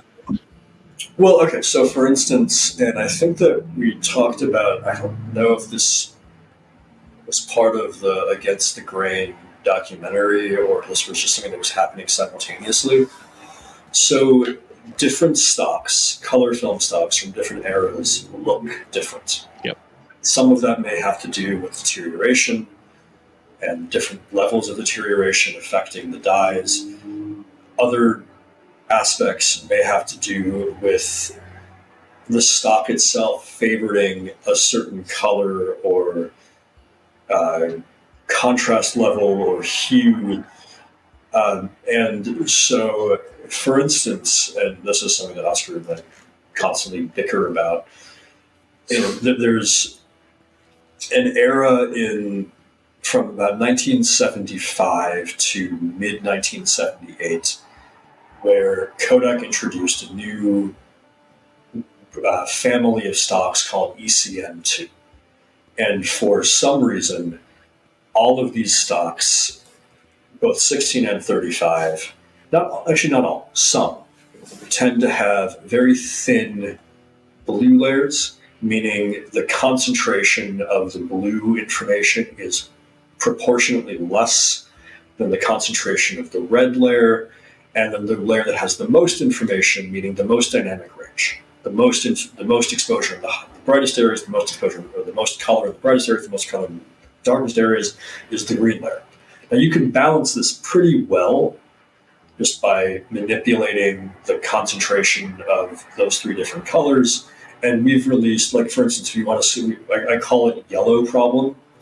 If you want to see an example of a film that had yellow problem, that if you look at the grade that we did, you wouldn't be able to tell had any kind of weird imbalance of colors at all, Killer's Delight. But I've been noticing with greater frequency, you'll sometimes see films from this era that have this really unnatural gold look to them. Like, it could be a stylistic decision, but when you see this look over and over again, it's all from this particular era. And it just occurred to me, like, this is just colorists who've never encountered this and must think that this is a deliberate photographic choice. Or maybe the director isn't even, or the cinematographer isn't even sure why the negative looks this way, and they're trying to, how well do they remember a film they shot 40, 50 years ago? Well, doing a basic contrast balance is going to favor a gold look. And I'm not saying that all instances, there's also been these controversies of certain films all looking the same, depending on who's grading them. But that aside, I've noticed a number of films, specifically from the mid to late 70s, that have really, really heavily pushed towards gold. And it eventually just occurred this is just yellow problem. This is not an artistic decision that someone's making to reflect how the film would have looked when it was made. It's just, the negative happens to look a certain way. And with that said, you should trust the negative. If you're grading a film and the negative favors a certain color, you shouldn't just get rid of that color because you, as the colorist, think it looks better without it, because in many cases that may be an artistic choice. So there is going to be a degree of research, figuring out, what does the previous release look like? And to that end, I found that VHS tapes, which were by and large made off of prints that at the time that they were made were not faded, or in some cases interpositives, unless they're just horrible telecines where all the color has been lost, or it's all been pushed to green or blue or red or something that's clearly unnatural. They can be a better reference for not matching, but when in doubt. Is this scene supposed to be day for night? Well, the negative is clearly all shot in bright daylight, but the bookending scenes are all at night. Well, let's look at a VHS. Did they time this deep blue? Yes. Okay, day for night scene. Yep. Did they kind of seemingly try to change it, but they just didn't do a very good job at it? Yeah, probably day for night. Is it clearly bright and consistently bright throughout? Probably not day for night. So there's a lot of things that can be gleaned from looking at references, but also, we get people occasionally complaining about, why did you present this in 1:8:5? Why did you not present it in this aspect ratio or this version? And the question is, why do you think it needs to be this way? My VHS looks this way. Clearly, if you're looking at a VHS as the baseline for proper presentation, whether it's color, whether it's aspect ratio, version even, you're just wasting time. But there is value in looking at what previous versions of film might have looked like, both to look at what was done incorrectly, but also just as often as a guide for something that may not be abundantly clear based on the photography. Right. At least as a starting point. Yeah. On a very similar note, one of the big arguments in quality of some of these discs lately is regarding HDR. And for many of these companies, HDR is something they're still skeptical about, is how often it's needed and how it should be done and can be done. Is there an internal philosophy that Vinegar Syndrome is chasing for HDR? Because I know some people thought some of the first handful of 4Ks were a little hot. Any digital technology, doesn't matter what it is going to introduce its own set of problems. Film is made to be duplicated on film. It's made to be limited by what those duplication processes give you, which can be really vast and result in an immense amount of artistic freedom and creativity that there's no digital comparison of, or at least no look-based digital comparison of. But there's a lot of things you can do digitally that you very literally can't do on film. Right. And HDR is, on the one hand, a marketing tool, because it's something that can be added to a release to make it seem more exciting, more special. It's the cardboard of image quality. It's something that you can draw someone's attention by saying, it's HDR now, it's 4K now. But it's also a relevant tool. You can pull an immense amount of detail out of an HDR grade that you're going to use even in a 4K SDR grade.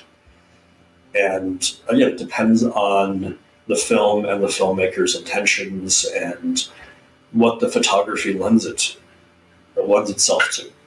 If you have a film that has very deep blacks and deep, the exposure was done in such a way to try to retain those really slight amounts of shadow detail, that might have been something where the photochemical process, even if that was all that was available when the film was made, was a hindrance to what the filmmaker would have wanted, and therefore, exposing that additional detail isn't so much a revisionist form of grading, but a means of achieving something that they might have tried to do when they made the film and attempted to do on some scale, but weren't really able to do to the degree that they wanted. On the other hand, the brightness thing is a big problem. I mean, we try to keep everything under 1,000 nits, and you can go exponentially higher, and that's sometimes we will have sometimes filmmakers who are involved in the grade get really excited that they can make an explosion blindingly bright, or they can pull so much out of the shadows that it's like making a night scene as evenly lit as a day scene. Right. And that's where we have to try to not say that their interest or their excitement is wrong, but try to explain to them that,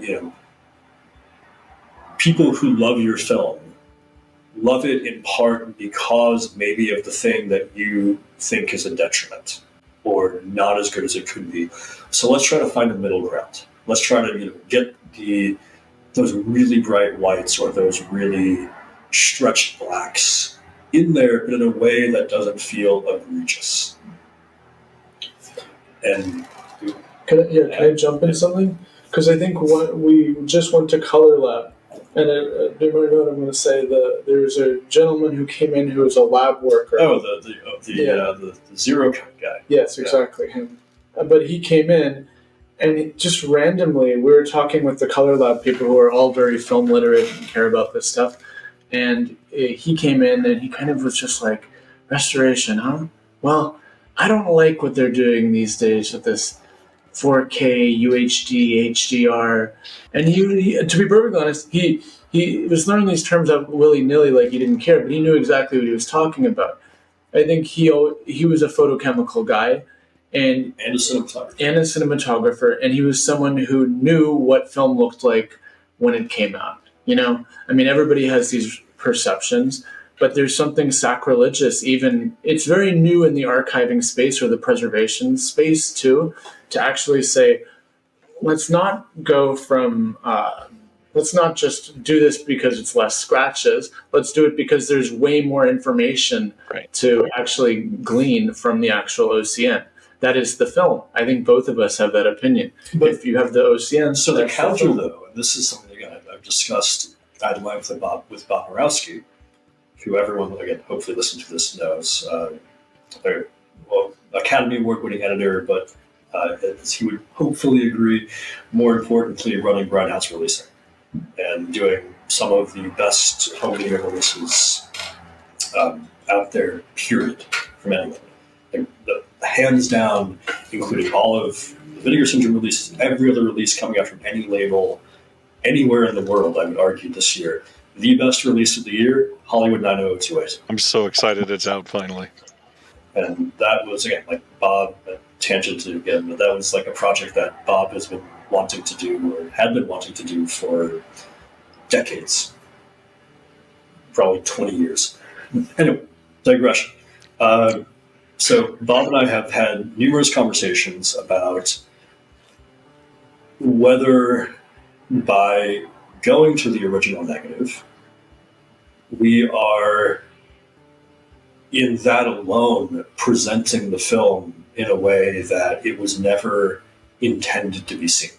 Because you're never going to, if you make a movie, you're never going to watch the negative. You can't watch the negative. The best thing you can watch in terms of clarity and quality is an answer print made off of the original negative.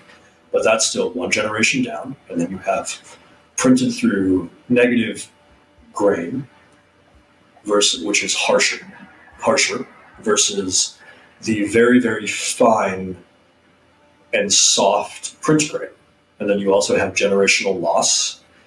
And then, there's all of the, going back to what you can and cannot do photochemically, timing a film photochemically is going to look different, even if you try to really make it look the same, than anything you're going to do digitally. Because when you're very literally projecting highly concentrated and minutely determined amounts of red, green, and blue light through a lens through the original negative onto a print or an interpositive, the way that those colors blend, the way that they interact, there is no true digitally analogous function, because with digital you are pushing color into something, pulling color out, stretching how much each channel has in and of itself, and then adding contrast, taking away contrast. I mean, there's similar things you can do photochemically, but it's not the same. So when we scan an original negative and we grade it, even if we're very, very mindful of trying to make it look as close to what could be achieved photochemically as possible, it's still not going to look like a brand new answer print made off of that same negative. I mean, you can't take a digital master, bring it to a lab, bring that negative to the lab, say, make an answer print, match the grade 1-to-1, and then watch this answer print in a theater, and then watch a Blu-ray or a 4K release side by side and have an even remotely similar experience. One of the other, final big things I wanted to ask about is subscribers. Over the last year and a half or so, I've had a lot of people message me talking about how they feel like there's so many sales that they're losing money subscribing because stuff is being sold cheaper now. Is there any chance that you're looking into incentives or anything to make sure that people don't feel like the sales are watering down what they're subscribing for? Well, the whole sale, doing smaller sale events throughout the year is something that we have just become, for better or worse, more reliant on. I mean, subscribers are not going anywhere. The subscription model is not going anywhere. But what I will say is that we are looking now at giving people who are interested in subscriptions more ways to model their subscription or form of subscription to suit their interests. So the traditional subscriber model is not going anywhere, but we are looking at ways of expanding it and supplementing it in ways so that people who may have been hesitant to subscribe in the past would be more excited about it because of these alternatives, and that subscribers, the current model of subscribers who are happy with what they want and get and want to continue doing this, keep on receiving all of those benefits. And I know I'm being very vague here. I totally get it. Not necessarily because I don't want to reveal something before it's revealed, but because we're still working it out. It's in the works. Yeah. We want, subscribers are something we didn't pioneer the concept of subscription, but we made that like one of our linchpins. So we want subscribers to be happy. We want subscribers to feel like they are getting the types of films that they expect in their subscriptions, and also the benefits that makes them excited about subscribing on top of just getting all the Vinegar Syndrome titles. But yeah, with this, I mean, with the mini events like the daily 50% off thing that I keep on having to give credit to Ryan because he's the one who comes up with a lot of this stuff.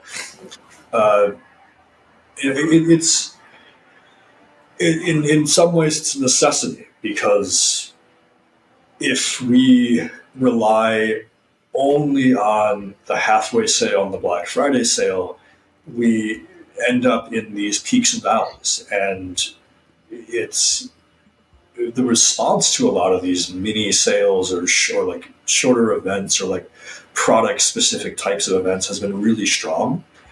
And again, I don't really exist on the forums, and I check Facebook minimally for this sort of thing.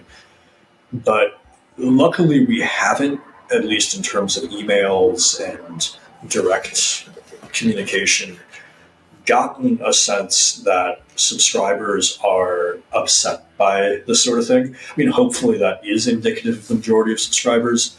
You know, we're never going to be able to make everyone feel like what they are getting is exactly what they want at all times. And that goes to releases as well. I mean, we obviously get lots of people like, why are you putting this out? Why aren't you putting this out? It's like, okay, do you want the horror movie that you haven't heard of? Or do you want the horror, I guess I should say, do you want to complain about the horror movie you haven't heard of, or do you want to complain about the horror movie you have heard of? And you've bought 5 times on previous formats. And sadly, maybe the horror movie that you have heard of is the one that you're still the most excited to buy. Yep. So as much as I would love to have a calendar that is nothing but ghost dances all year long, that's going to be the title that is probably going to be the weakest performer this month. Well, in the vein of looking forward to the future, is there any, slight teases? I know you can't name any titles, but anything that you can get people excited for 2025 with? We are starting the year with a Spanish horror 3-film set, which is comprised of 3 very different, and I'd say reasonably liked 70s films. I mean, I guess I'll reveal one of them. Actually, maybe I shouldn't. Oh, come on. I'm debating on whether I should reveal the one that's the least exciting to me or the most exciting to me. But I'm hesitant to reveal one that's the most exciting to me. Do you want to flip a coin for it? No. Coin, we'd know an extra title. Spanish horror set, all early to mid 70s movies. 1 period piece, 2 non-period pieces. All by very well regarded in the horror genre directors. So very specific wording there. That's the closest that's the closest that I can see people already picking up on that. Oh yes. What else do we have? Another Giallo set.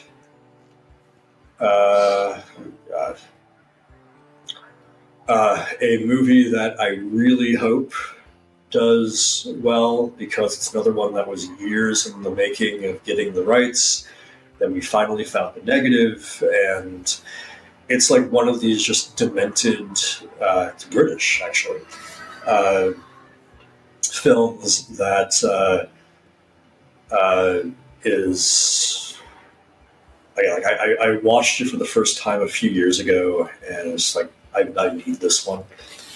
And it's actually in part Ewan is to thank, of course, for badgering the owner into agreeing.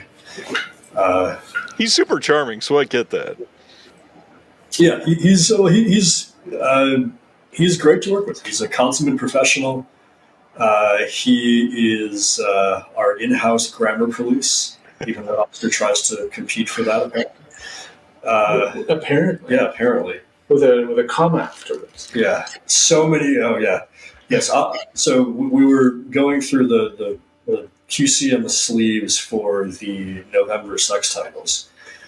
And Oscar sent back all of the notes, and they were all like the changes were in bold, and it was just like dashes, commas, semicolons. We had an argument about his demanding, Italics. that titles that are parentheticals must be italicized. I feel so validated right now. I help with QC for like 3 other labels, and every single time I do it, I'm like, "You're missing 12 commas," and yes, italics are a big deal. So,